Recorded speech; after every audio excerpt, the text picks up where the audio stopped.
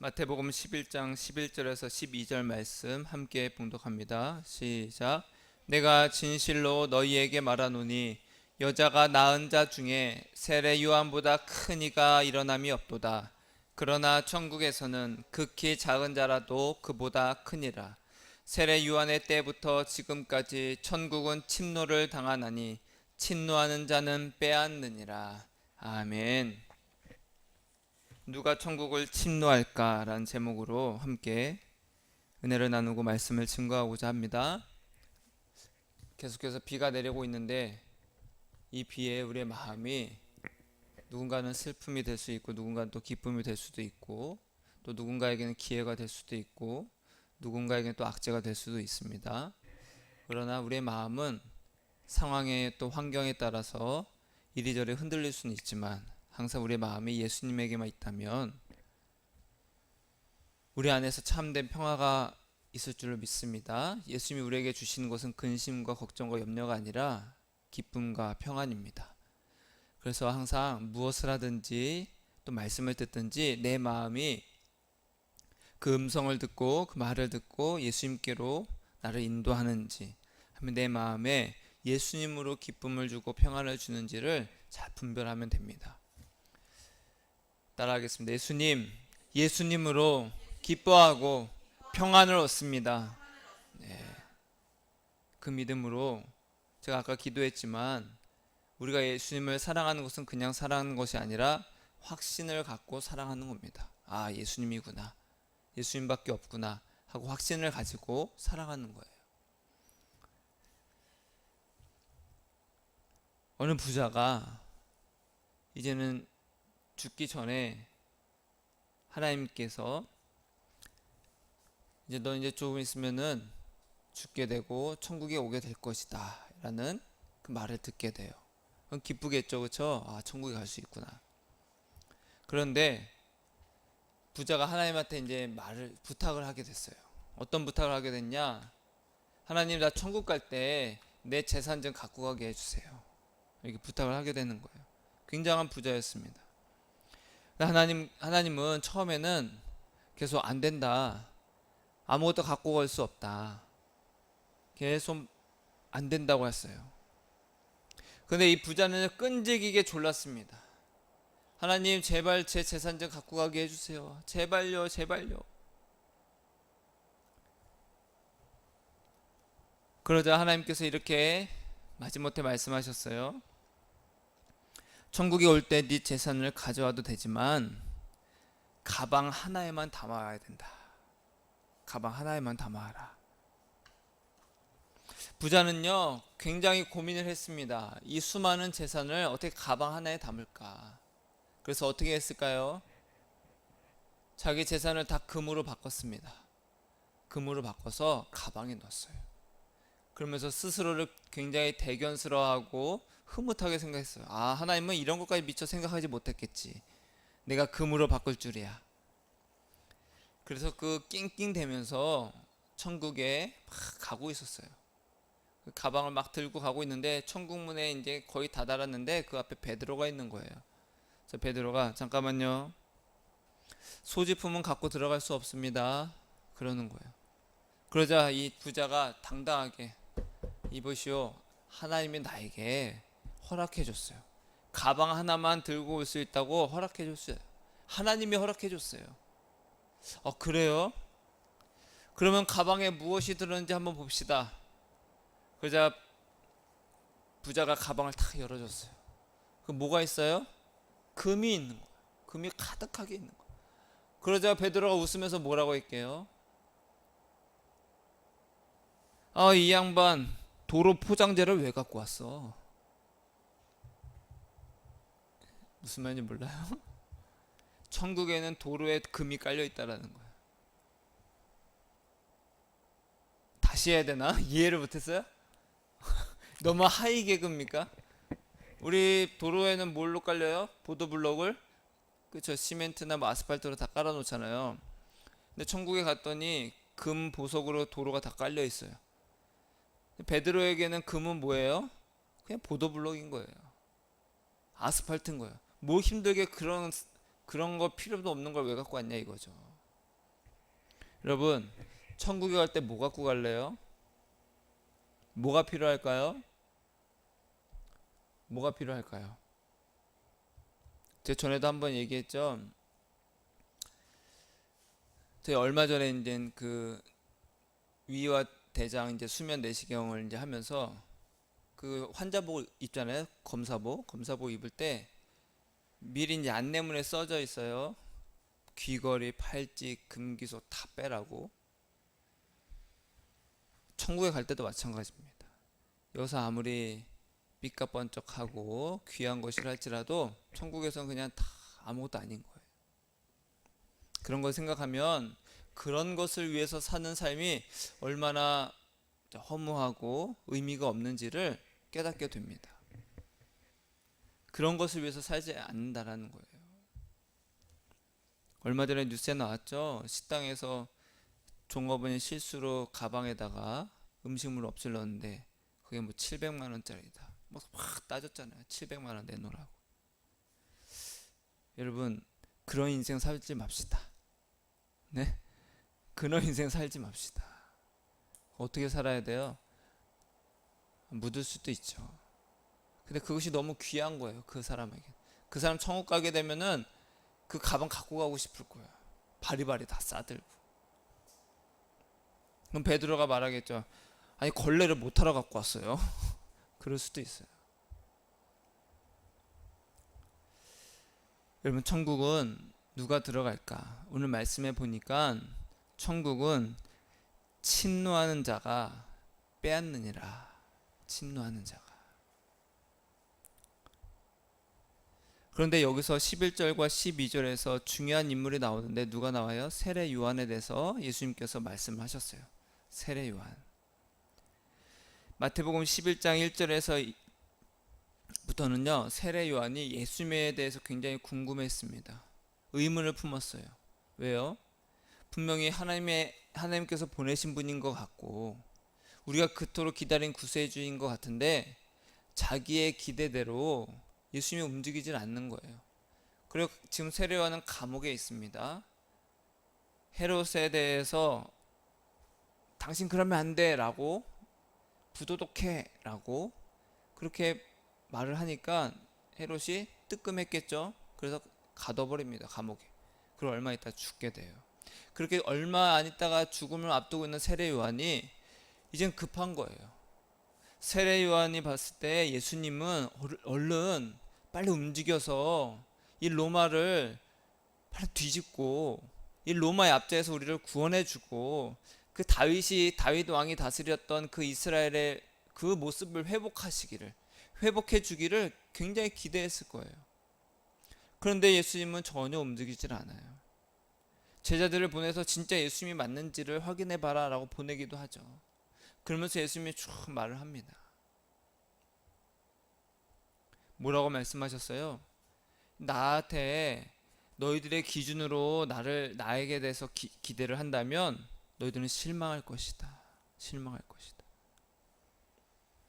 예수님을 어떤 종교적인 기준과 인간적인 기준으로 보면은 반드시 실망한다라는 거예요. 그러면서 11절, 12절을 말씀을 하는 건데 여자가 낳은 사람 중에서 제일 큰 사람이 누구라고 하셨어요? 세례 요한이다 라고 하시는 거예요. 그런데 천국에서는 세례 요한이 아주 작은 자라는 거예요. 왜 그럴까요? 세례 요한은요 굉장히 종교적으로 열심인 사람이었어요. 이 세상 사람들은요 정직하고 깨끗하고 그리고 권선징악을 막 추구하고 사람을 위하는 그런 사람을 정말로 종교심이 강하다, 정말 저 사람은 믿는 사람이야, 혹은 대단한 사람이야, 그런 사람의 대표적인 인물이 세례 요한이었습니다. 세례 요한은요 바리새인들이나 그 서기관들한테 이 독사의 자식들아, 너희들이 어떻게 심판을 피하려고 그냥 이렇게 막 기웃거리고 세례받으려고 왔냐 막 그랬어요. 죄를 짓는 사람한테는요 과감하게 죄를 정죄를 했고, 그리고 자신 스스로는요 굉장히 깨끗하게 살려고 했습니다. 세례요한 같은 사람이 천국에서는 당연히 큰 사람일 것이라 누구나 생각을 합니다. 무엇보다 세례 요한은요, 예수님이 오실 길을 직접적으로 예비를 했습니다. 봐라, 하나님이 어린 양이로다. 그리고 심지어 예수님께 세례도 베풀었어요. 세상에서 세례 요한보다 큰 사람이 어디 있겠냐는 거예요. 그런데 천국에서는 세례 요한보다 세례 요한 같은 사람은 그렇게 작은 사람이다. 예수님 말씀하시는 거예요. 자, 이 말씀은요, 천국에서 어떤 사람이 크냐 작냐 지위를 말하는 게 아닙니다. 천국에 갔더니 나는 저 큰 집에서 살고, 나는 금은보화로 된 집에서 살고, 어떤 사람은 저기 조그만 집 방 한켠에서 지푸라기 집에서 살까, 그런 의미가 아니라는 거예요. 어떤 사람이 크냐 작냐의 어떤 논쟁보다는 천국의 원리에 대해서 예수님께서 말씀하시는 건데, 12절을 보면 이것을 우리가 분명히 알 수 있습니다. 12절을 다시 한번 볼까요? 시작. 세례 요한의 때부터 지금까지 천국은 침노를 당하노니 침노하는 자는 빼앗느니라. 침노라는 말은요, 남의 나라에 쳐들어가서 강제로 빼앗는 것을 침노라고 합니다. 그럼 부정적인 말이에요, 긍정적인 말이에요? 부정적인 말입니다. 그런데 천국을 내가 쳐들어가서 강제로 빼앗는다? 좀 말이 이상하죠. 천국은 침노를 당한다. 강제로 들어가서 빼앗는다. 근데 여기에 조건이 하나 있어요. 세례 요한의 때부터 지금까지. 이 말대로 한다면요, 세례 요한의 전까지는 침노를 당했다 안 당했다? 안 당했다는 겁니다. 자, 무슨 말일까? 유대인들은요, 천국을 어떻게 들어갈 수 있느냐라고 생각했냐면, 내가 율법을 잘 지키고, 그래서 내가 내 힘으로 율법을 지켜서 거룩해져서 깨끗해져서 천국에 들어갈 수 있다고 믿었어요. 내 힘으로 천국을 밀고 들어가는 거예요. 내가 율법을 잘 지켜서 깨끗해져서. 그런데 그러한 깨끗함, 그런 행함으로는 천국을 침노할 수 있어요, 없어요? 없다라는 거예요. 그러니까 세례 요한 전까지는요, 율법이 다스리고 있었어요. 그러니까 사람들은 율법에 매여 있었어요. 그래서 율법을 지켜야지만 나는 천국 갈 수 있다라고 생각하는 사람들은요, 끊임없이 그 안에서 내가 이걸 지켜서 이 율법을 들이밀어서 천국을 침노해야지. 그런데 천국은 침노를 당했어요, 안 당했어요? 안 당한다라는 거예요. 그런 종교적 원리로는요, 세례 요한 전까지는 천국의 침노를 당하지 않았다. 그런데 세례 요한 때부터 지금까지는 천국이 침노를 당한다. 누가 천국을 침노할까? 그럼 도대체 누가 천국을 침노할까?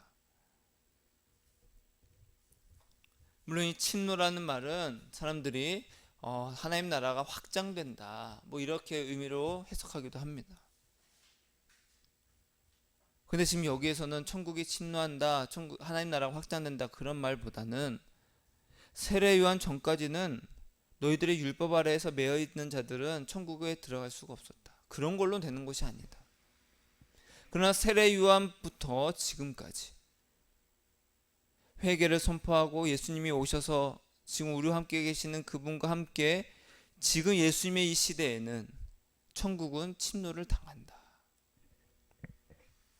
18절에 보니까 마태복음 11장 18절에 요한이 와서 먹지도 않고 마시지도 아니하며 그들이 말하기를 귀신이 들렸다 하더니 인자는 와서 먹고 마시며 말하기를 보라, 먹기를 탐하고 포도주를 즐기는 사람이요 세리와 죄인의 친구로다 하니 지혜는 그 행한 일로 인하여 옳다함을 얻느니라.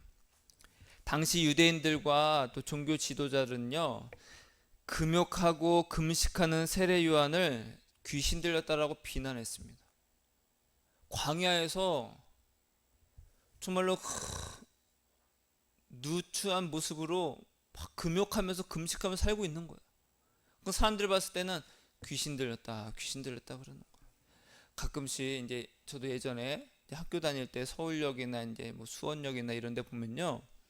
한여름인데도 두꺼운 옷을 입고 이게 씻지도 않고 정말 수염도 이렇게 막 길러서 그런 사람들이 굉장히 많았어요.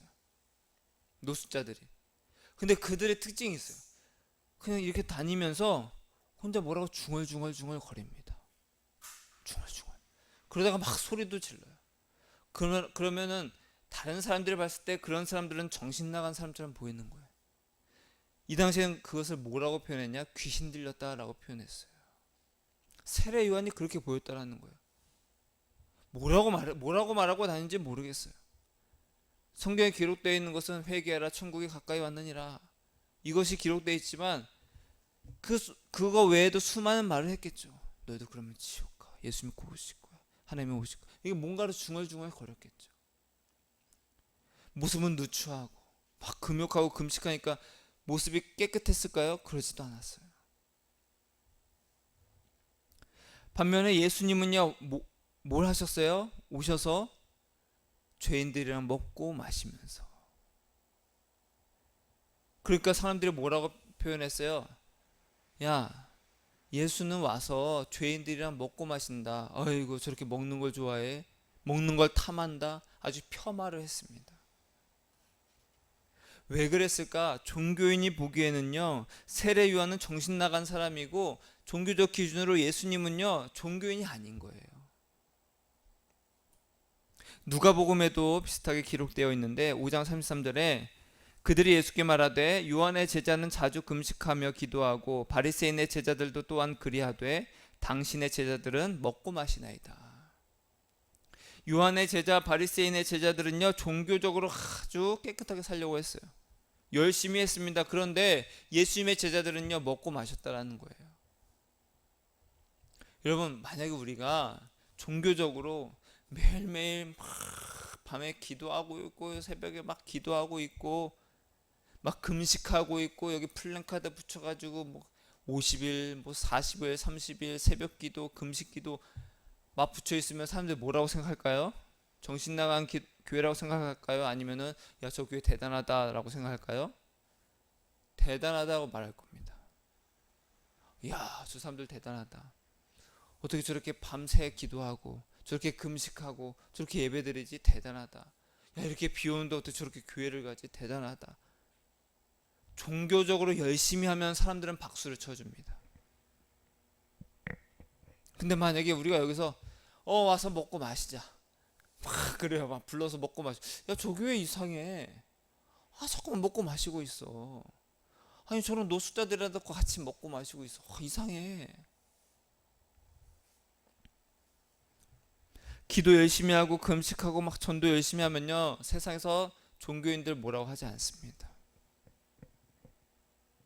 여러분, 세례 요한이나 바리새인들 그리고 예수님 중에 누가 더 위대합니까? 예수님이 위대하죠. 그런데 예수님은요, 제자들과 먹고 마시면서 놀러 다녔다라는 거예요.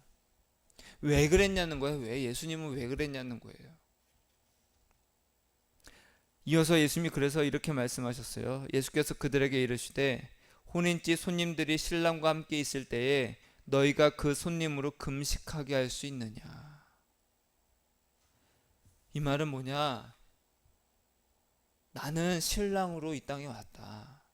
내가 신랑으로 왔는데 나를 맞이하기 위한, 나를 축하해 주기 위한 나에게 오는 손님들이 왔는데 내가 그들한테 결혼식 와서 금식해 이렇게 할 수 있냐? 여러분, 결혼식에서 음식을 성대하게 차립니다. 부족하지 않게 막 성대하게 차립니다. 그런데 결혼식에 왔는데, 신랑 보러 왔는데, 축하해 주러 왔는데 금식하라는 거예요.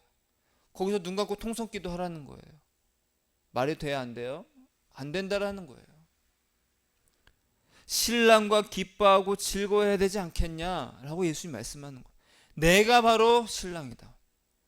그러면 나와 함께하는 나에게 오는 손님들을, 신부될 사람들을 내가 금식하게 하겠냐? 말이 안 되지 않냐? 아니, 목사님, 성경에 보면 예수님도 금식하셨는데요. 금식이 하셨죠. 금식하셨죠. 그런데 금식이 목적이 아니었어요.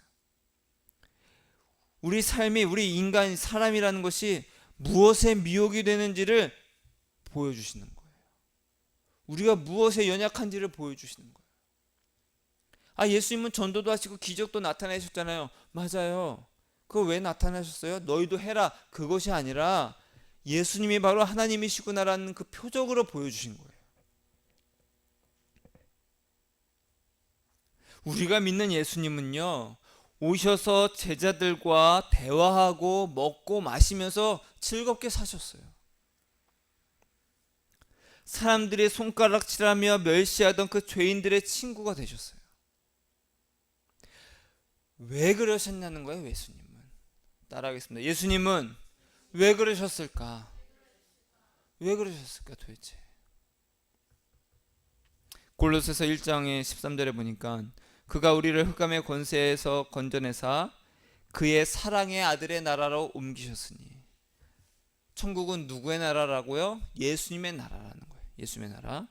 골로새서 1장 16절에 만물이 그에게서 창조되되 보이는 것들과 보이지 않는 것들과 왕권들, 주권들이나 통치자들, 권세자들이 만물이 다 그로 말미암고 그를 위하여 창조되었다. 이 모든 것은 누구를 위해서 창조되었다고요? 예수님.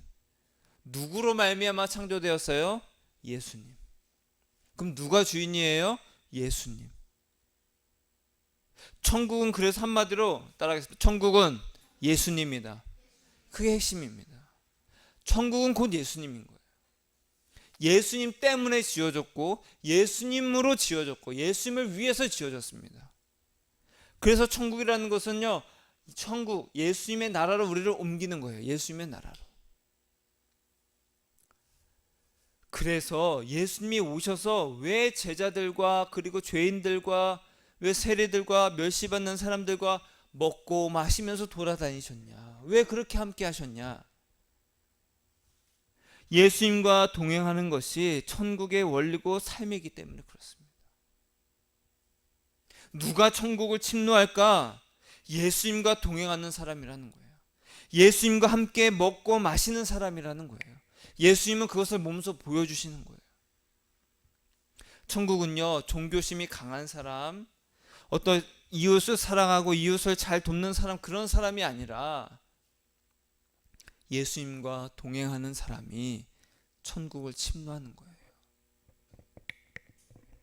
그래서 예수님은 마태복음 11장 28절에 수고하고 무거운 짐진 자들아 다 어떻게 해라?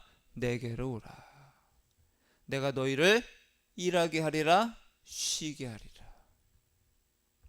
내게로 오라. 내게로 오라. 예수님은요, 오라고 하시는 거예요.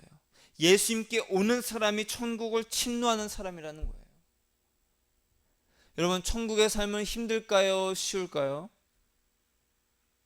천국에서 사는 건 쉬울까요? 어려울까요? 안 가봤으니까 잘 모르겠죠. 간단합니다. 예수님과 동행하면 쉬워요? 어려워요? 쉽습니다. 여러분, 인생 쉬워요? 어려워요? 어렵습니다. 어려워요.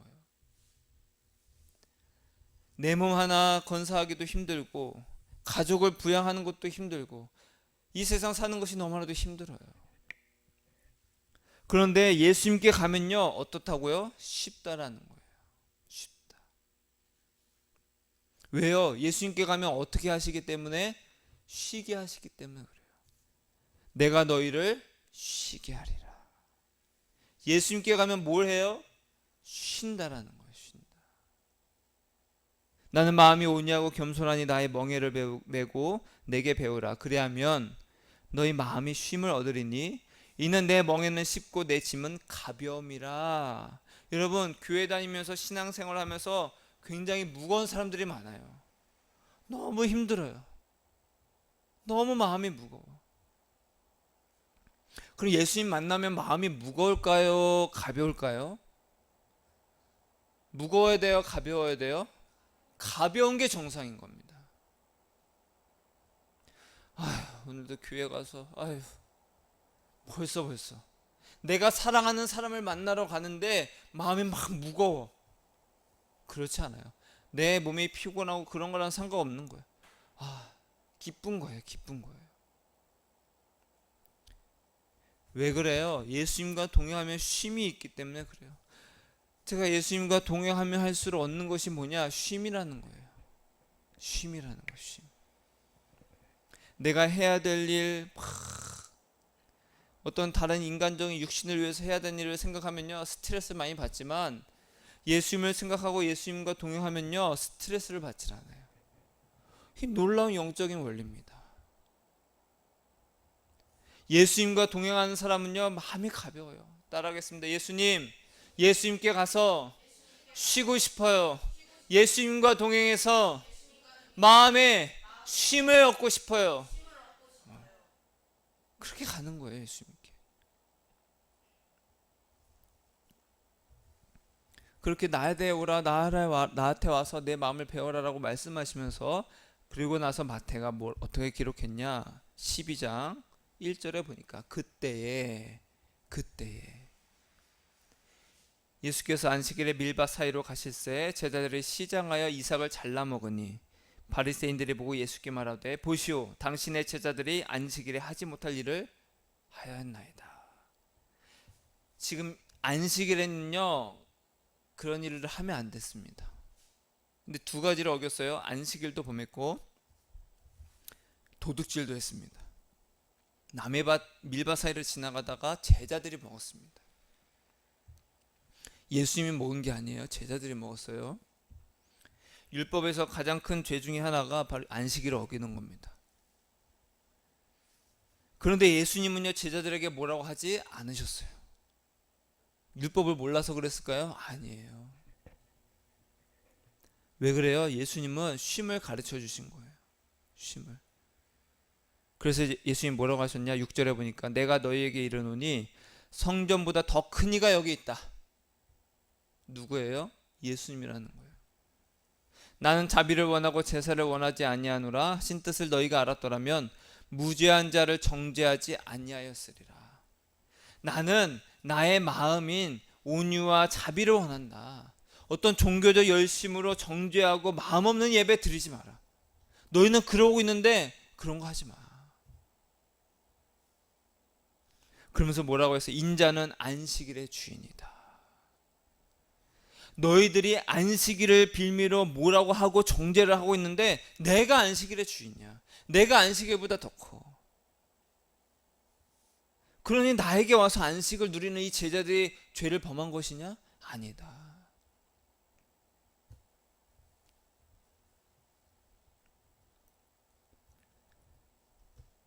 그러면서 마태가 기록하기를 12장 18절에 보라, 내가 택한 종 곧 내 마음에 기뻐하는 바 내가 사랑하는 자로다. 내가 내 영을 그에게 줄 터이니 그가 심판을 이방에 알게 하리라. 하나님의 심판은요, 사랑의 심판인데 그것을 예수님이 알게 하신다라는 거예요. 그러면서 19절에 그는 다투지도 아니하고 들레지도 아니하고 아무 길에서 그 소리를 듣지 못하리라. 예수님은요, 뭐 큰 소리를 내지 않는다라는 거예요. 내가 예수다 이러지 않는다라는 거예요. 봐라, 내가 기적을 일으키겠다 이러지 않는다라는 거예요. 아니야, 나에 대한 소문 그거 듣지 마, 다 거짓이야, 내가 바로 잡아줄게, 그러지 않으신다는 거예요. 상한 갈대를 꺾지 아니하며 꺼져가는 심지를 끄지 아니하기를 심판하여 이길 때까지 하리니. 남들이 보기에는 보잘것없고 보기 싫은 그 갈대도 꺾지 않으신다는 거예요. 우리는요, 사람들을 보더라도 저 사람 저러다가 저거 어떻게 되려고, 그렇죠? 손가락질 하기도 하고 판단하잖아요. 그런데 예수님은요, 그렇게 꺼져가는 갈대 같은 사람도 꺾지 않으신다는 거예요. 꺼져가는 심지도 끄지 않으시는 거예요. 우리는 어휴, 저 빨리 꺼줘야지 이러잖아요. 저 보기 싫은 갈대 빨리 꺾어버려야지. 예수님은 그러지 않으신다는 거예요. 끝까지 기다리셔 주신다. 계속해서 사랑으로 기다려 주시는 거예요. 왜요? 예수님의 마음이 끝까지 우리를 향해서 기다리는 온유와 겸손의 마음이기 때문에 그래요. 그래서 예수님은 나의 이런 마음을 너희가 배워라. 어떻게 해야 돼요? 예수님께 와라.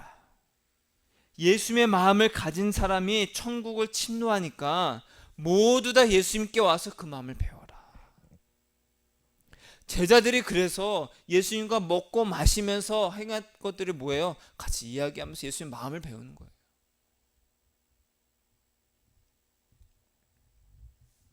그래서 우리는 어떻게 해야 됩니까? 히브리서 12장 2절에 이렇게 말합니다. 믿음의 주여 또 온전하게 하시는 이 예수를 바라보자. 따라하겠습니다. 예수를 바라보자. 마음으로 예수님을 바라보는 거예요. 따라할까요? 예수님, 내 마음으로 항상 예수님을 바라봅니다. 항상 예수님을 바라보는 거예요. 봐야 담죠. 그러면서 계속해서 이렇게 말합니다. 그는 그 앞에 있는 기쁨을 위하여 십자가를 참으사. 십자가의 그 부끄러움과 고통을 무엇을 위해 참으셨다고요? 기쁨을 위하여. 예수님은요, 기쁨 때문에 십자가를 참으셨어요. 그 기쁨이 뭘까요? 죽음 이후에 3일 후에 부활하셔서, 부활하신 다음에 뭐예요? 나 부활했다? 그게 아니라 부활하사 모든 사람 각자 각각과 개개인과 사귀기 위한 그 기쁨. 그냥 부활, 나 혼자 부활했다가 아니잖아요. 부활해서 승천하신 다음에 성령으로 각자와 사귀는 그 기쁨.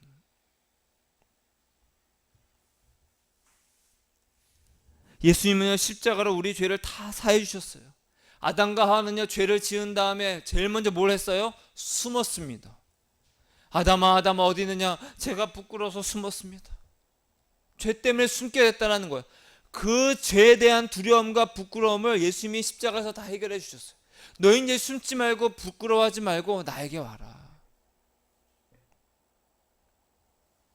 예수님으로 기뻐하고 즐거워하는 그 영광을 허락해 주셨다는 거예요. 나에게 와라. 나에게. 예수님은요, 나를 사랑하시고 나와 동행하시기 위해서 부끄러움을 개의치 않으신다는 거, 상관하지 않으신다는 거예요.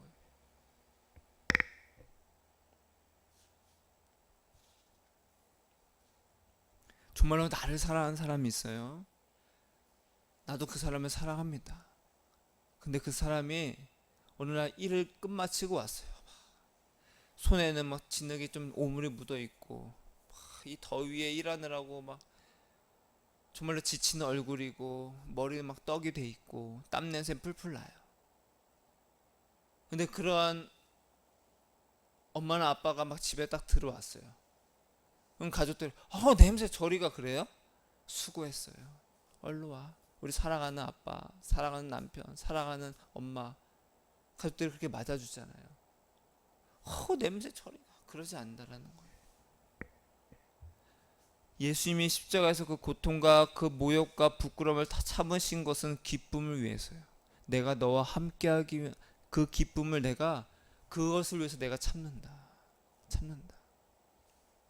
지금 우리에게 말씀하시는 거예요. 왜 2000년 전에 예수님께서 십자가에 달려 죽으실 때 왜 참으셨냐? 지금 우리와, 지금 나와 함께 하시고 동행하시는 그 기쁨을 위해서 참으셨다라는 거예요. 예수님과 동행하면서 먹고 마시며 안식하는 자가 천국을 침노한다. 여러분, 침노가 뭐라고요? 다른 나라에 쳐들어가 가지고 노략질하는 겁니다. 강제로 빼앗는 거예요.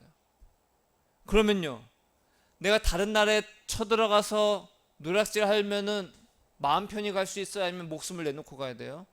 목숨을 내놓고 가야 됩니다. 나도 그냥 똑똑똑 문 열어주세요, 당신 것들 빼앗을게요, 그게 아니라 나도 죽을 수 있고 나의 것도 빼앗길 수 있고, 그래서 목숨을 걸고 침노를 하는 겁니다. 예수님께 가는 것은요, 쉽지 않아요. 인생 전부를 걸어야 됩니다. 목숨을 걸고 하는 거예요. 난 이것밖에 없어. 천국은 난 예수님밖에 없어. 예수님이 나와 함께하는 그 기쁨을 위해서 그 고통을 참으신 것처럼 나도 내 인생 전부를 예수님과 동행하기 위해서, 그 기쁨을 위해서 내 목숨을 걸겠다. 인생 전부를 걸겠다. 그렇게 천국을 침노하는 자가 천국을 빼앗느니라. 스바냐도 이렇게 말합니다. 너희의 하나님 여호와, 너희 하나님 여호와가 너희 가운데 계시니. 예수님이 어디 계신다고요? 내 안에 계신다는 거. 따라하겠습니다. 예수님은 내 안에 계십니다. 내 안에 계신다. 너의 하나님 여호와가 너희 안에 계시니 그가 너로 말미암아 기쁨을 이기지 못하시며. 내 안에 계신 예수님이 나에 대해서 기쁨을 이기지 못한다는 거예요. 너무 좋다라는 거예요. 너를 잠잠히 사랑하시며. 어떻게 사랑하신다고요? 나 너 너무 사랑해. 그게 아니라 잠잠히 사랑하신다는 거예요. 너로 말미암아 즐거이 부르며 기뻐하시리라. 여러분, 예수님은 나로 말미암아 기뻐하고 즐거워하면 나는 어떻게 해야 돼요? 예수님으로 말미암아 기뻐하고 즐거워하는 것이 당연하다는 거예요. 손뼉은 어떻게 소리가 나요? 두 손이 맞아야 소리가 납니다. 한 손만 계속 이러고 있으면 소리가 나요? 안 납니다. 이거는 입에서 나는 소리가 아니요 그게 아니라 예수님을 짝사랑하게 두지 마세요. 짝사랑하게 두지 마세요. 예수님은 나로 기뻐하고 즐거워하고 나도 예수님으로 기뻐하고 즐거워하는 것, 이것이 믿음이에요. 믿음. 그런 사람이 천국을 침노하는 사람입니다.